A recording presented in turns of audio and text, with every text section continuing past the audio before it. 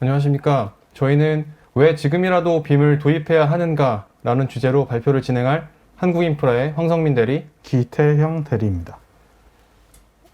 발표 진행하도록 하겠습니다. 네 가지로 준비해 봤습니다. 우선 정책이 어떻게 지금까지 흘러왔고, 그리고 현재 빔이 어느 정도로 도입이 되어 있는지 설명을 드릴 거고요.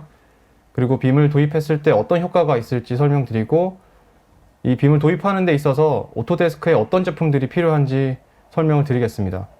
마지막으로 진단 솔루션인 오토데스크 워크 프로세스 헬스 체커에 대해서 설명을 하면서 발표 마무리하도록 하겠습니다. 첫 번째로 정책 추진 방향 및 도입 현황입니다.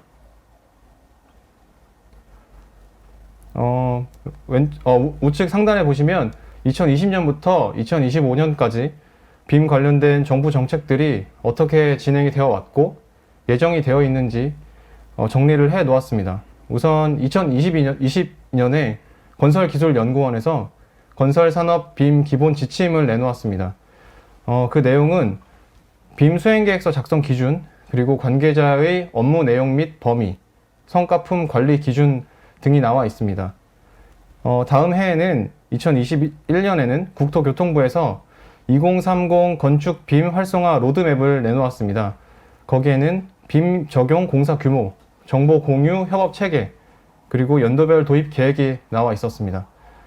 2022년에는 국토교통부에서 빔 설계 대가 기준을 발표할 예정인데요. 관계 부서에 따라서 아직 기준이 명확하게 되어 있지는 않은데 예상안이 나와 있습니다.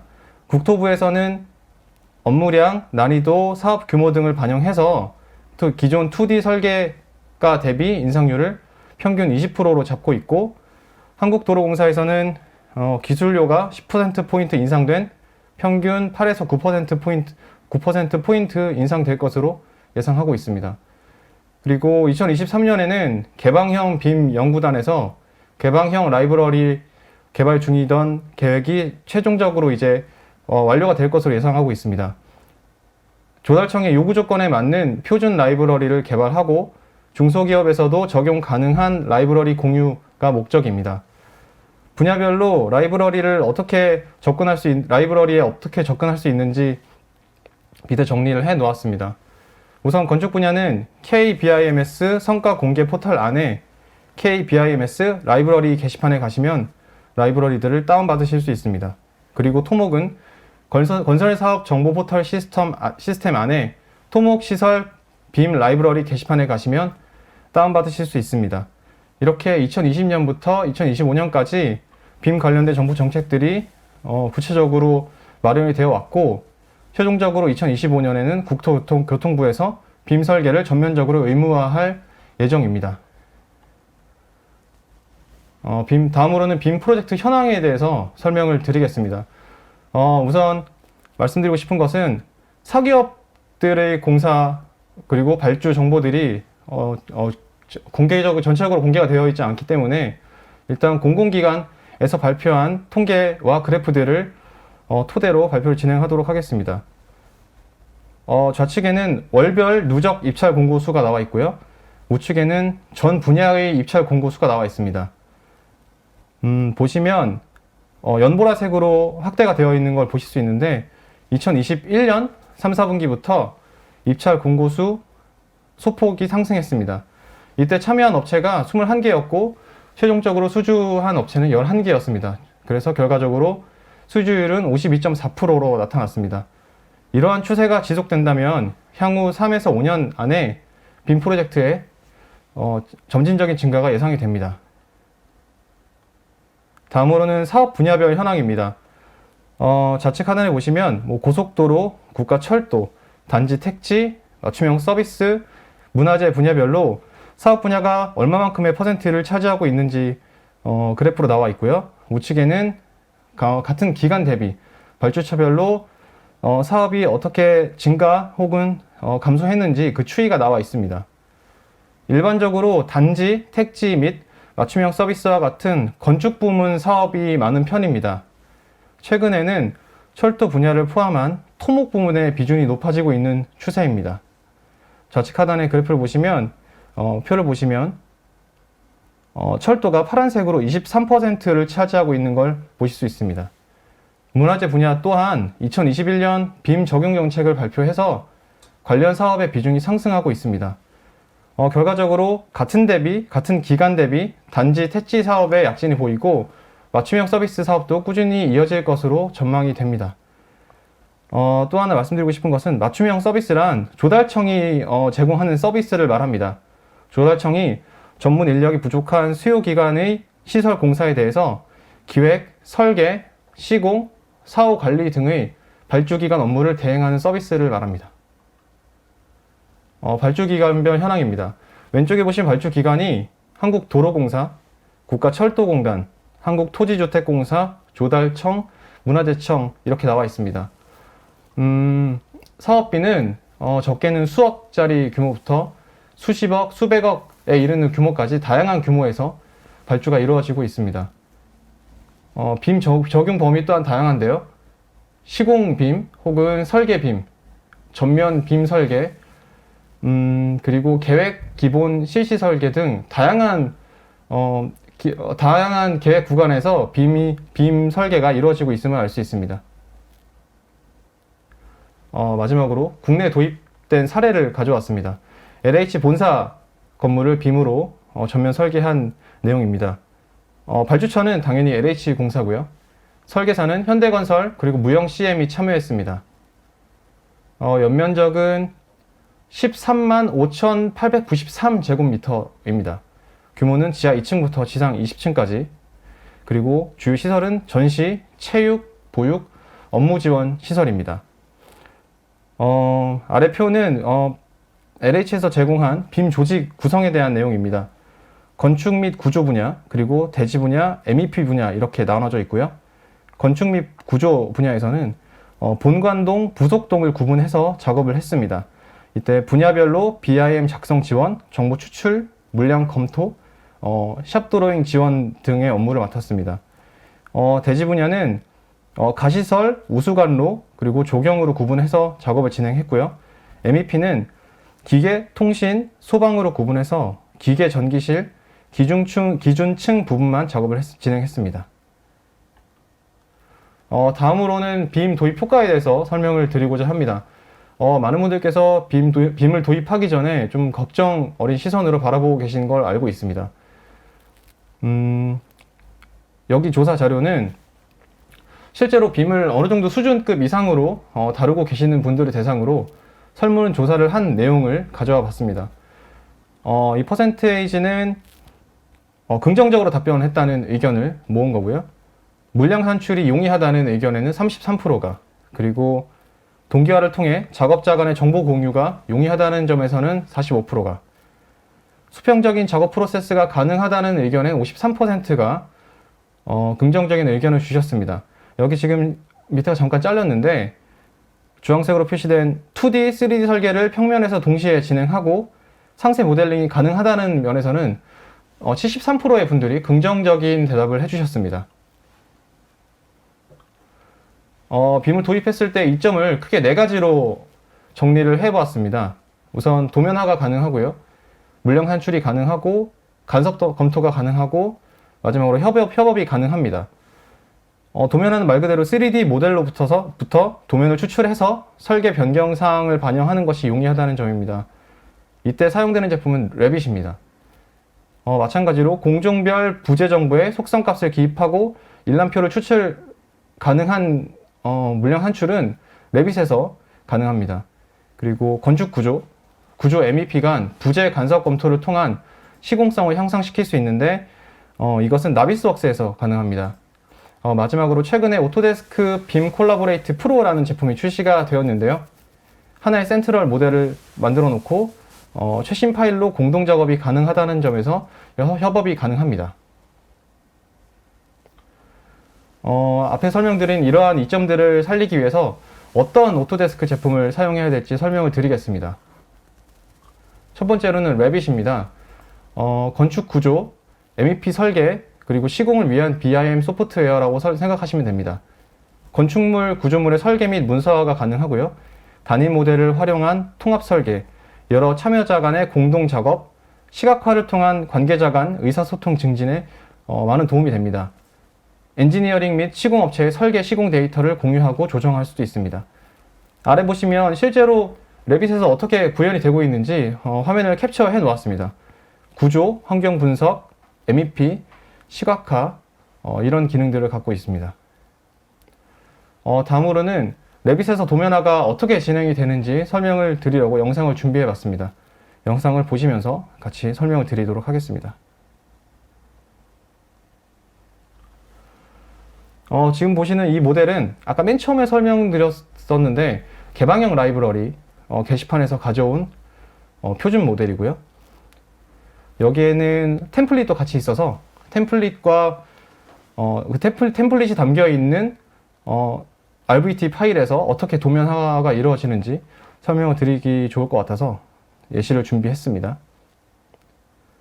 오른쪽에 프로젝트 브라우저 창에 보시면 시트라는 항목이 있습니다. 여기를 더블 클릭하면 하위 항목들이 활성화가 됩니다.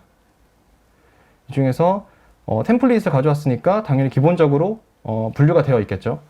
이 중에서 저희는 기본 도면으로 가서 도면을 만들 예정입니다. 네, 지상 1층 평면도에 가시면 이렇게 도면 틀이 있는데 레빗 내에서는 이 도면 틀이 RFA, 패밀리 파일로 되어 있습니다. 그래서 상단에 에디 패밀리를 더블 클릭하시면 이렇게 안에 있는 뭐 선이라든가 뭐 작성자, 뭐 프로젝트명 이런 내용들을 수정할 수 있고요. 빠져나와서 레빗 안에서 왼쪽에 특성 창에 보시면 이렇게 뭐 승인자, 설계자 이런 내용들을 수정할 수 있습니다. 여기서 작성자를 제 이름으로 바꿔보겠습니다.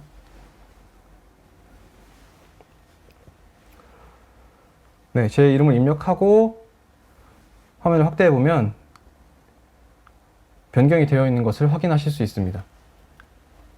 네, 시트 네임도 바꿔보겠습니다. 1F 드로잉으로 바꿨습니다. 네, 이렇게 실시간으로 적용이 됩니다. 이런 식으로 도면 틀을 수정하시면 될 것 같습니다.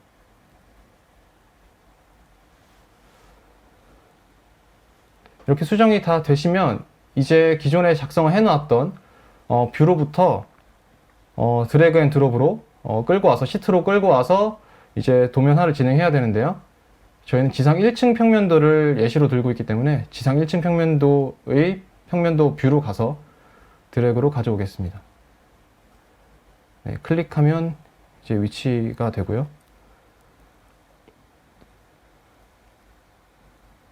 이런 제목 탭도 수정이 가능하고요.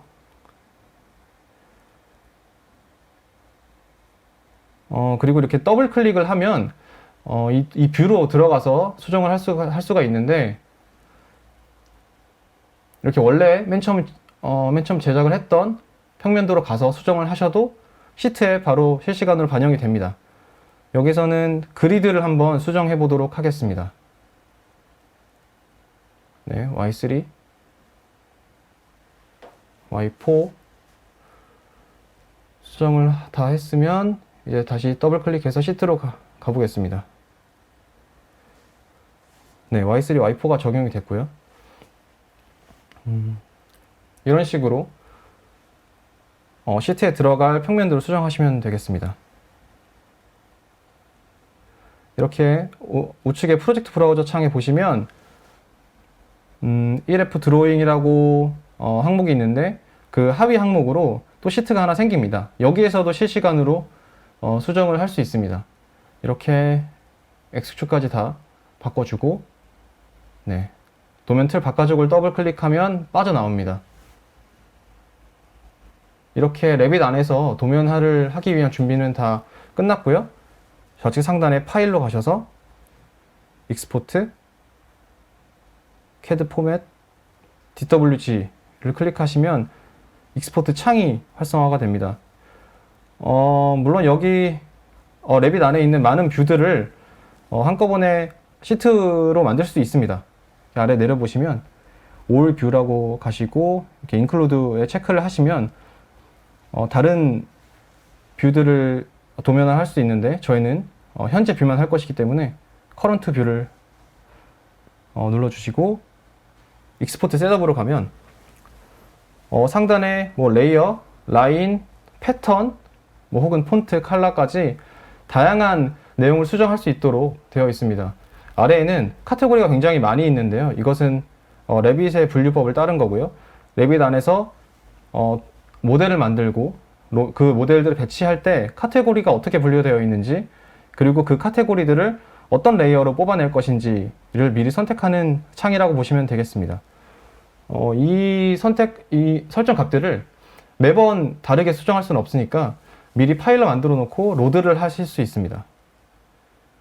네, 파일로부터 세팅 값을 로드하면 얘 눌러주시고, 네, 미리 만들어 놓은 txt 파일, 텍스트 파일을 이제 열어보시면 됩니다. 열면 이렇게 들어갑니다. 네, 레이어 구분도 되어 있고요. 아직 제가 색까지 넣진 않았는데 색도 미리 텍스트 파일에 넣어주실 수 있고, 지금은 파일을 불러왔기 때문에 아래에 뭐 수정이 되지 않고 회색으로 남아 있습니다. 여기서 엑스포트로 가서 네, 이름을 지정하겠습니다. 네, OK를 누르시고요.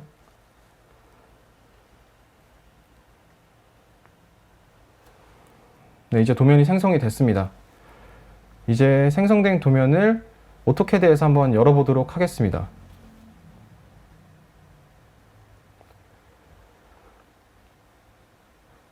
네, 아까 1F 드로잉이었죠. 네, 더블 클릭해서 도면 열면 이렇게 처음에는 오토캐드 안에서 레이아웃으로 도면이 이제 생성이 됩니다. 여기서 뭐 플롯으로 미리 보기도 가능하고요.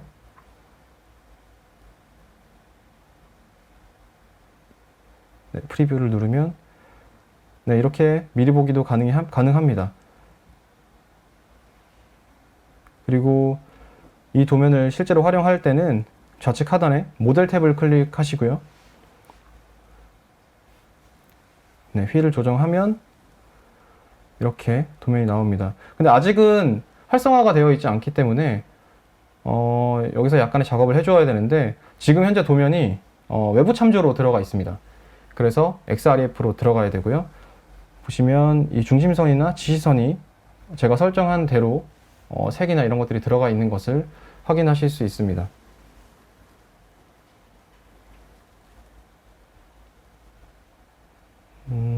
XREF로 가셔서 지금 외부 참조되어 있는 도면을 바인드로 묶어주시면 됩니다. 네, 이제 활성화가 됐고, 여기서 이제 이 도면을 수정하시거나 뭐 추가할 내용이 있으면 추가해서 사용하시면 되겠습니다. 네, 도면화 관련된 내용은 여기까지입니다. 그 다음으로는 이제 CB3D가 있습니다. 토목 엔지니어링 설계 및 시방서 작성을 위한 빔 소프트웨어입니다.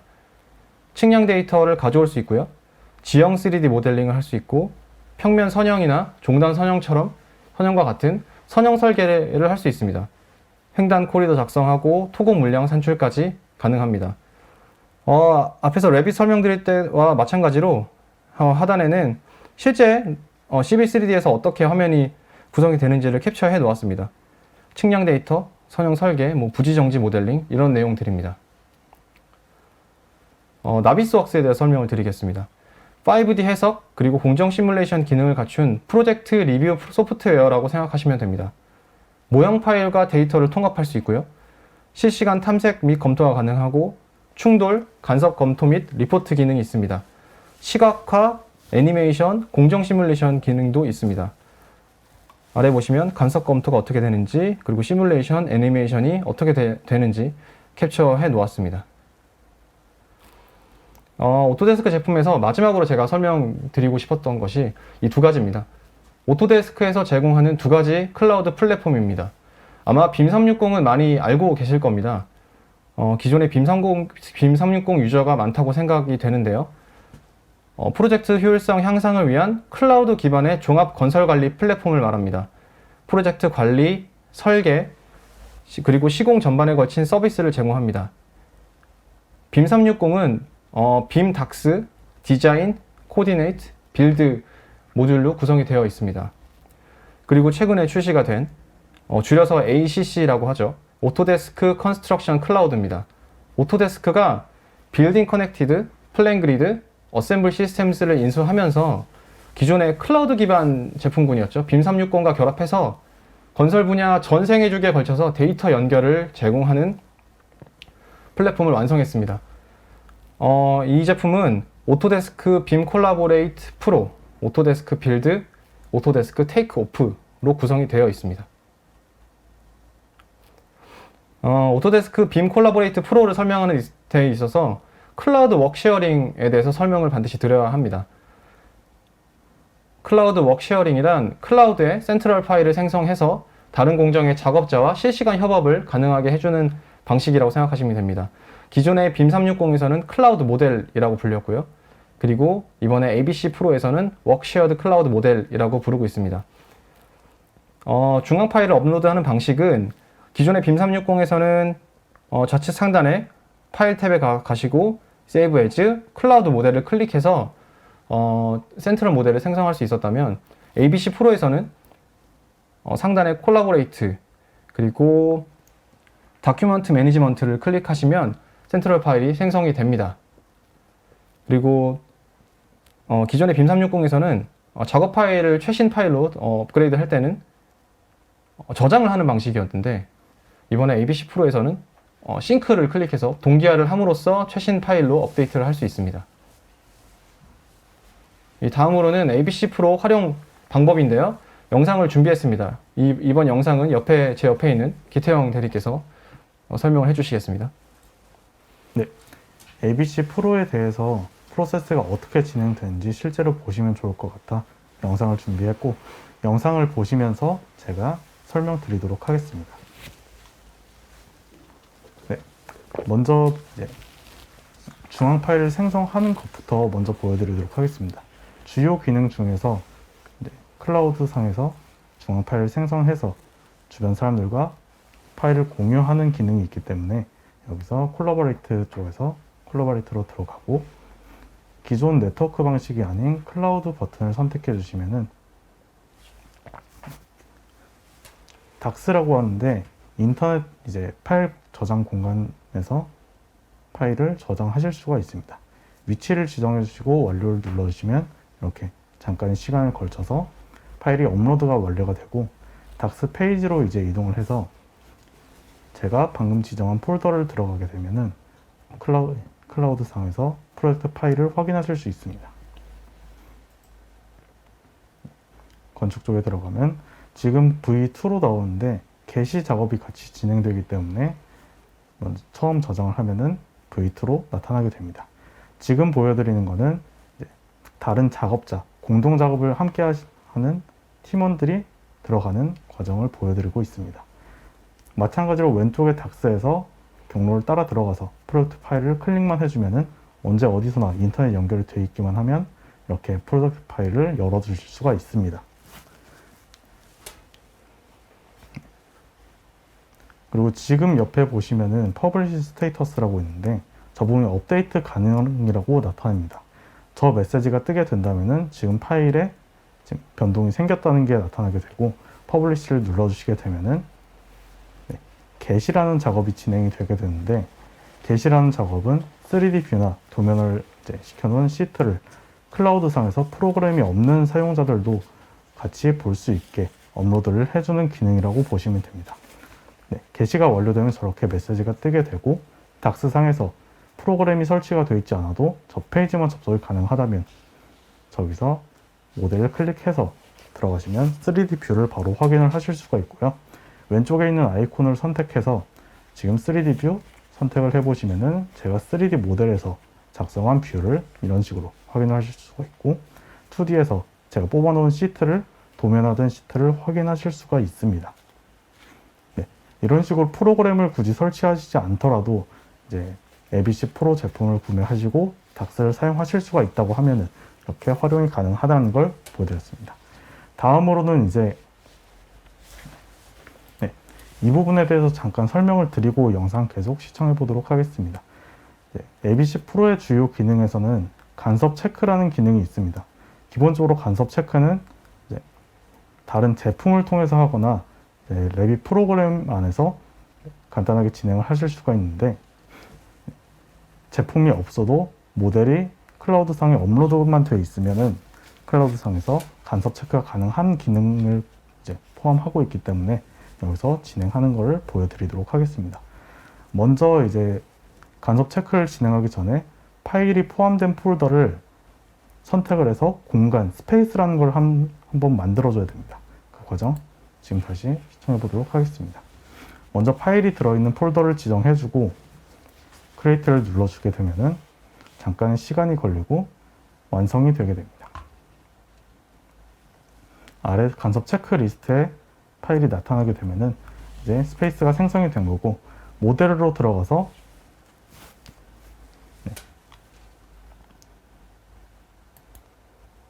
여기에 제가 올려놓은 폴더를 지금 폴더 안에 있는 파일들을 확인하시는 과정인데, 여기에서 원하는 파일을 이제 선택해서 보게 되면은 3D 뷰로 바로 이동을 하게 됩니다. 여기에서 이제 다른 파일과 비교를 하는 것, 건축 파일을 열었을 때 구조와 비교를 할지, 아니면 다른 분야 구조랑 할지, 다른 분야랑 비교를 할지 선택을 해서 실행을 해 주시게 되면은 이런 식으로 파일이 나타나게 되는데, 왼쪽에 있는 아이콘을 선택하게 되면은 크래시, 어떤 부분에서 중첩이 되고 있는지, 두 파일 간 중첩이 되는 부분을 왼쪽에서 확인하실 수가 있습니다.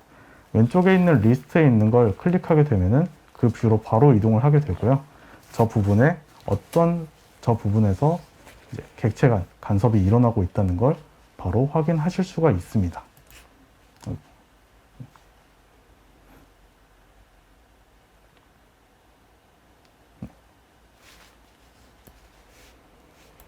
간섭을 확인하실 수가 있고요.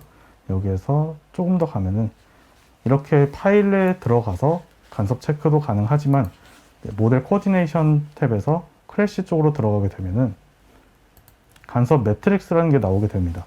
파일을 업로드한 숫자만큼 저렇게 매트릭스 창이 나타나게 되고, 저기 지금 있는 숫자를 보게 되시면은 이 파일과 이 파일에 간섭이 얼마나 나타나고 있는지 수치를 확인하실 수 있는 페이지로 보시면 됩니다. 그리고 간섭 매트릭스에서 저 숫자를 클릭하게 되면은 그 파일을 바로 3D 뷰로 확인하실 수가 있습니다. 이런 식으로 이제 기존 파일은 초록색, 그리고 두 번째 선택한 파일은 빨간색, 이렇게 확인을 하실 수가 있고, 여기서 이제 주요 기능으로 지금 간섭이 일어나는 곳에서 해당 뷰를 저장해서 다른 팀원들과 공유하고 싶을 때 사용하는 기능인데요. 뷰 공유 기능 한번 설명드리도록 하겠습니다. 여기 세이브 뷰를 눌러주시고 타이틀을 지정해 주시고, 아래쪽 간단한 설명을 적어주시고 퍼블리시를 선택해 주시면 이렇게 뷰가 등록이 되고 모든 이제 팀원들에게 해당 내용이 공유가 되게 됩니다. 그리고 가장 큰 기능으로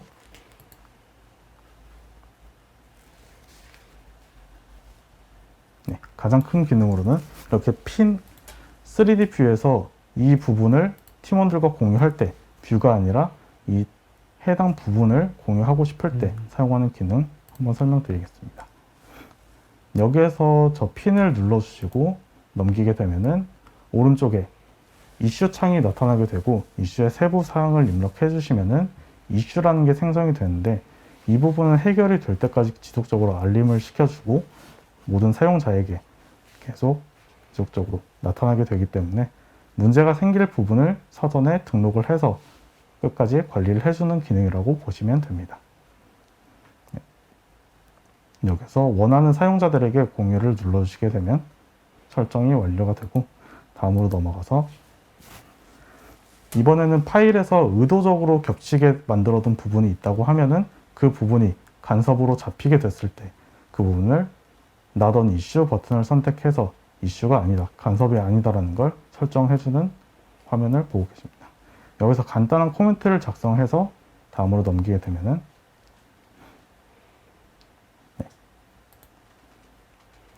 크래시에서 이제 해당 수량만큼 간섭이 해제가 되게 되고, 간섭 매트릭스 상에서도 숫자가 줄어드는 걸 확인하실 수 있습니다. 어사인에서는 제가 아까 이슈를 생성한 그 부분을 확인하실 수가 있고, 저 버튼을 클릭하면은 해당 뷰로 바로 이동을 하게 되고, 제가 클로스에서는 제가 이슈가 아니다라고 선택한 부분을 확인하실 수가 있습니다. ABC 프로의 주요 기능으로 덕스의 공동 작업 그리고 간섭 체크 부분 한번 설명을 드렸고요. 이 외에도 많은 기능이 들어있기 때문에 이 제품에 대해서 궁금하신 사항은 저희가 따로 메일로 설명드리도록 하겠습니다. 궁금하신 분이 있다고 하면은 문의 남겨주시면 감사하겠습니다. 여기까지 준비한 내용이고, ABC 프로 제품은 여기서 설명을 마무리하도록 하겠습니다. 다음으로는 오토데스크 WPHC라는 워크 프로세스 헬스 체커 솔루션에 대해서 설명드리도록 하겠습니다. 워크 프로세스 헬스 체커란 현 업무 프로세스 진단을 통해 효율적인 근무 환경을 구축하고 업무 생산성을 높일 수 있는 오토데스크에서 출시한 진단 솔루션입니다. 무료로 제공이 되고, 이제 원하시는 분이 있다고 하면은 저희 쪽으로 요청을 해주시면 방문 드려서 직접 진행을 하는 걸 보여드리도록 하겠습니다. 그 전에 이 프로세스가 어떻게 진행이 되는지 실제로 보시면 좋을 것 같아서 황상민 대리님과 질의응답식으로 실제 실무자랑 어떻게 진행이 되는지 한번 보시면 좋을 것 같아서 이번 시간 준비하게 됐습니다.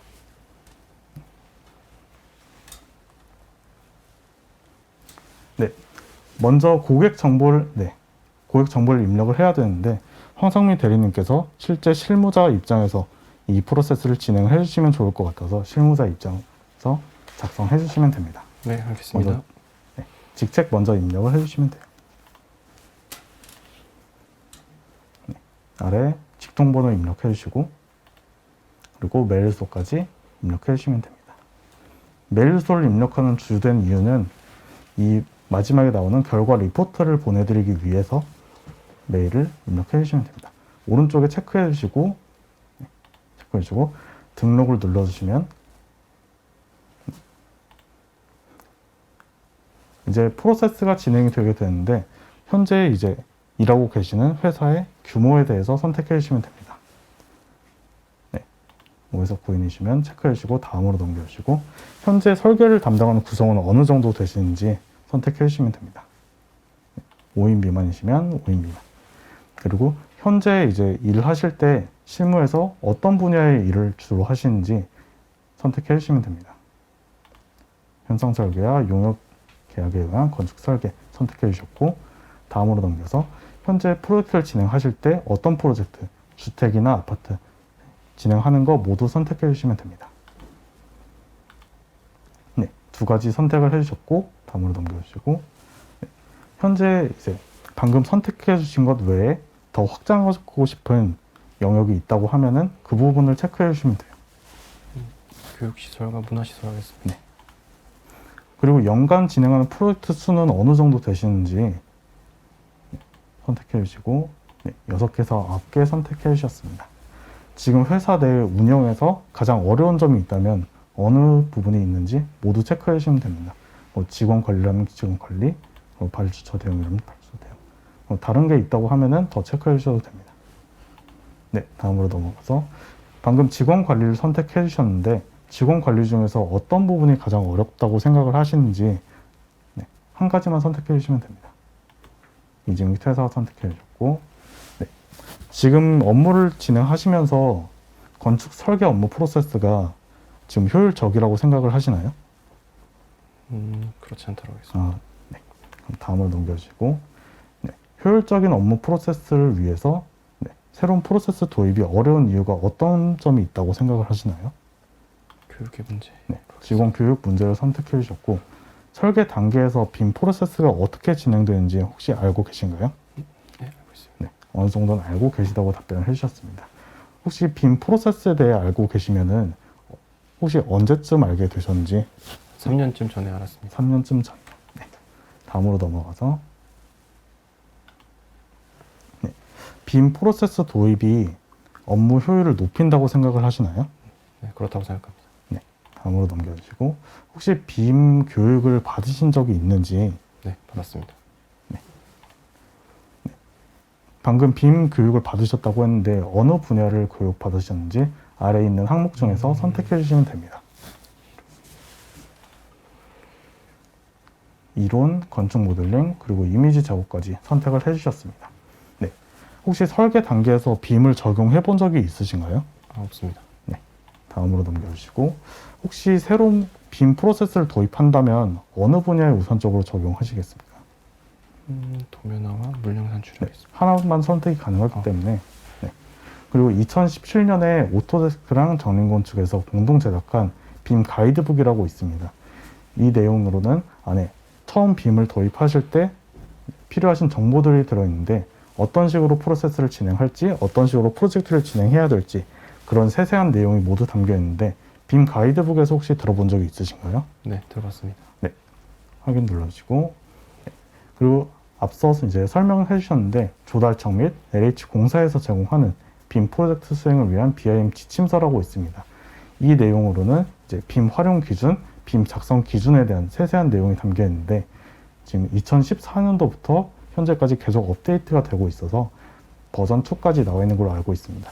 혹시 이 내용에 대해서 알고 계신가요? 네, 들어봤습니다. 네, 눌러주시고, 조달청에서 발표한 빔 프로젝트 발주 계획에 대해서 혹시 들어보신 게 있으실까요? 못 들어봤습니다. 네. 아니요 눌러주시고 다음으로 넘겨주시면, 그리고 LH에서도 빔 프로젝트 발주 계획을 내놓았습니다. 이 계획에 대해서 혹시 들어보신 내용이 있으신가요? 네, 들어봤습니다.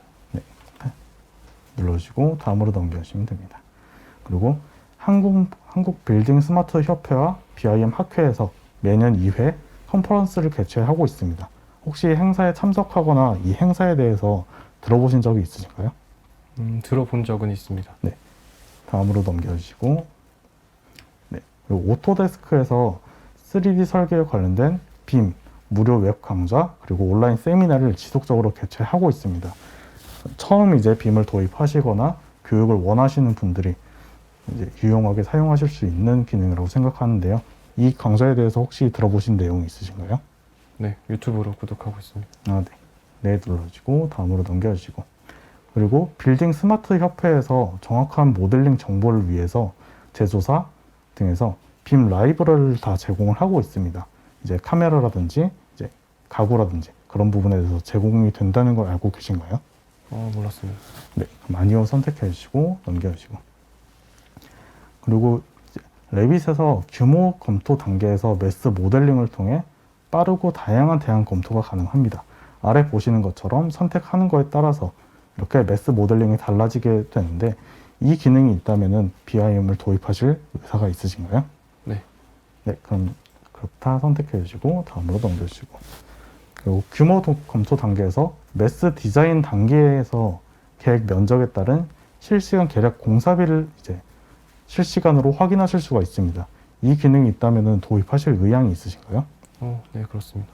매우 그렇다 선택해 주셨고 다음으로 넘어가겠습니다.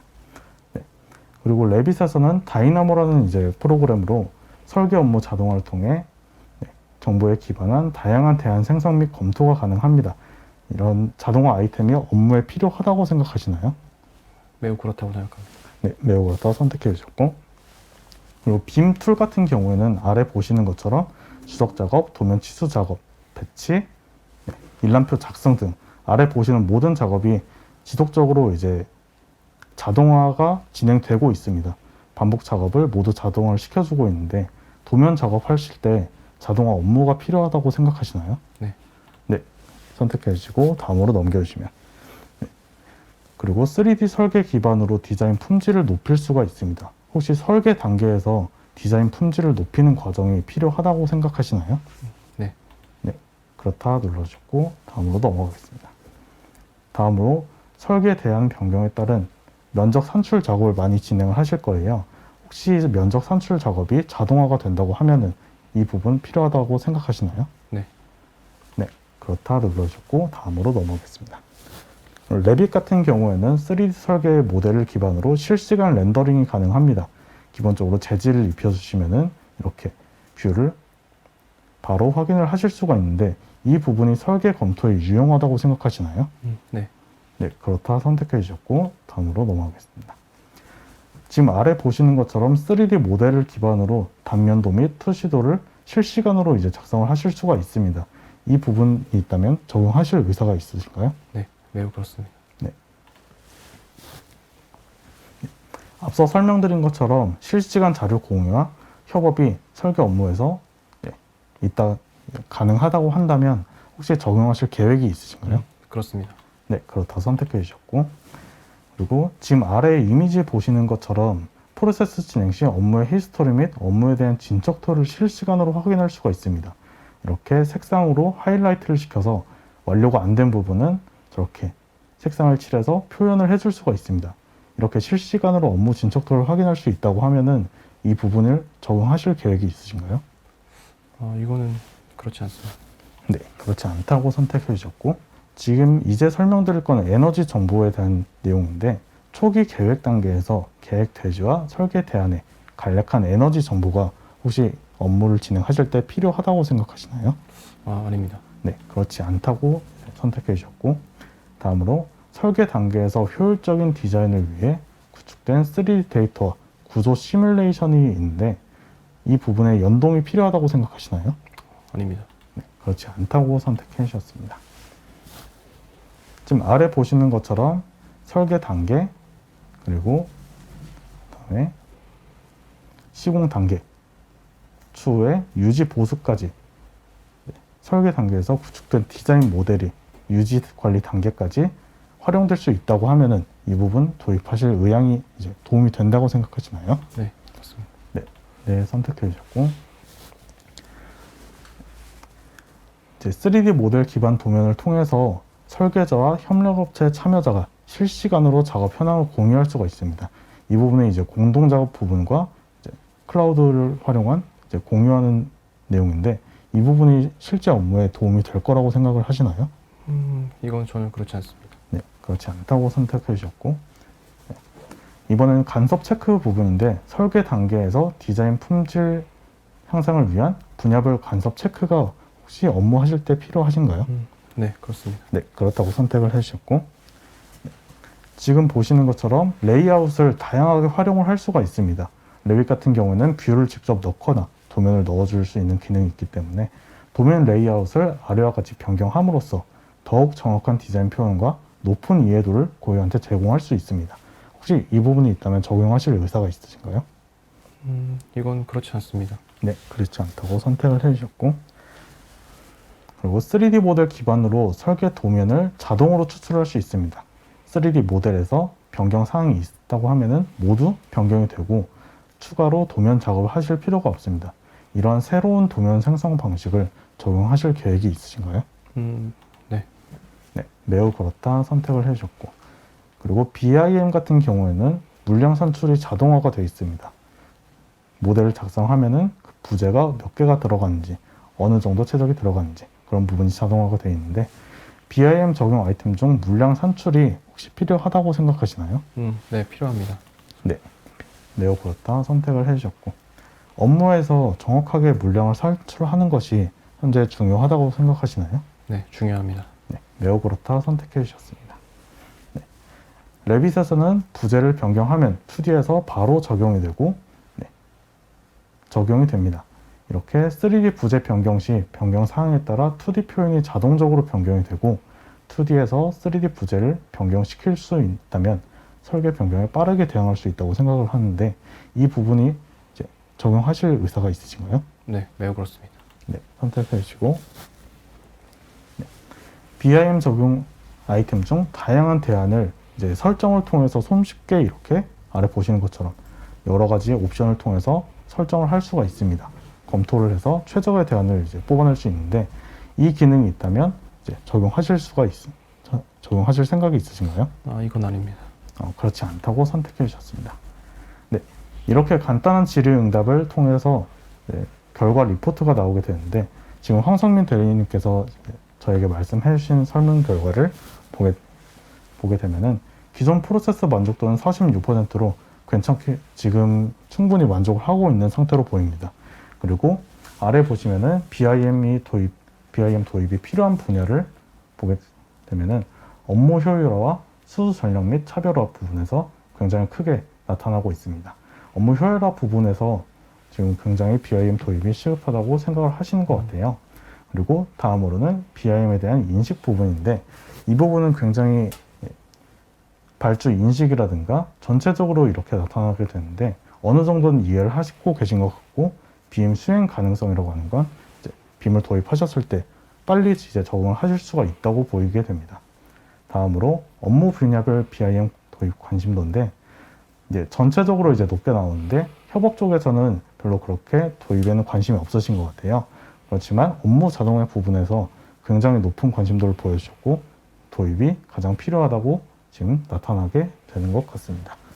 이렇게 리포트가 나오게 되면은 앞서 이제 적어주신 이메일로 설문 결과를 메일로 전송을 해드릴 수 있고, PDF 출력을 해서 따로 파일로도 전달이 가능합니다.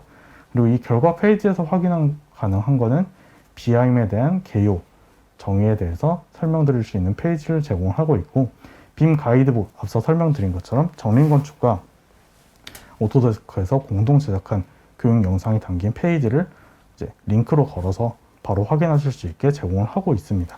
그리고 교육 채널이라든지 이제 도입 방법 및 사례, 이런 것들을 여기서 링크를 통해서 확인하실 수가 있게 됩니다. 네, WPHC에 대해서 여기서 마무리하도록 하겠고요. 저희가 준비한 내용은 여기까지인데, 이제 간단한 Q&A 시간을 가지고 이번 시간 마무리해 보도록 하겠습니다. 네.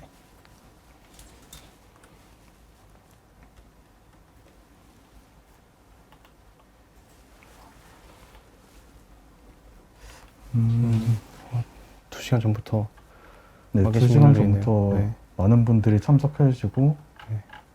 질문을 남겨주셨는데,